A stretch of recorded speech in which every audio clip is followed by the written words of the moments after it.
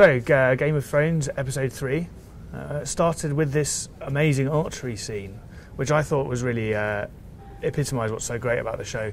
It took this sort of solemn funeral rite, and then it made it funny, and it all went wrong, and Edmund Tully missed the boat 3 times, and had to be slapped down. Yeah. I thought that was really funny. Yeah, it was.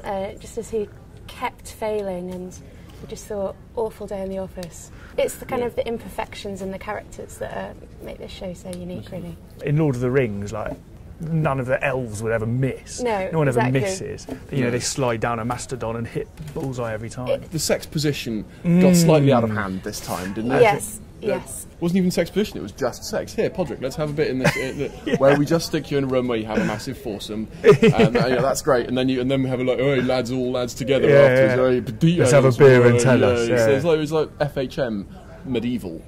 Completely not in book. No, exactly. Totally not. I mean, I almost felt like it was maybe the scriptwriters having a joke about a complaint about HBO showing gratuitous sex by actually having some explicitly gratuitous sex. Not in the books, with a minor character. What's he up to? Oh yeah, let's have a big bonking scene with him. But it also then sets up the horror of that final scene with Jaime Lannister, because Jaime Lannister so far has been a character who you really haven't felt very sorry for. Even when he was taken prisoner and then freed, he was still Jack the Lad. He was still, sitting around wisecracking all the time. And then all of a sudden, woof, flips on his head again. I really started to appreciate his character in this episode, especially because he starts to kind of show his softer side to Brienne, and he campaigns for her even though she's held him captive. And then he loses his identity. The first 2 episodes were quite slow, really, but they've got to do a lot of narrative work. And then last night it really started to pick up.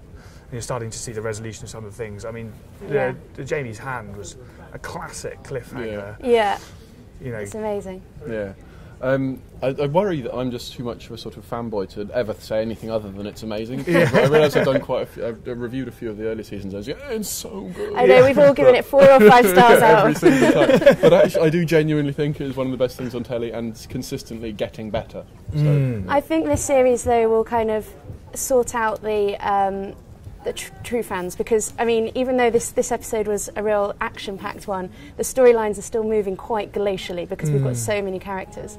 So I think this is for the true Thronies. I feel that if people have stuck it out for 2 seasons and 2 episodes and 3 episodes, they're probably in for the long haul now.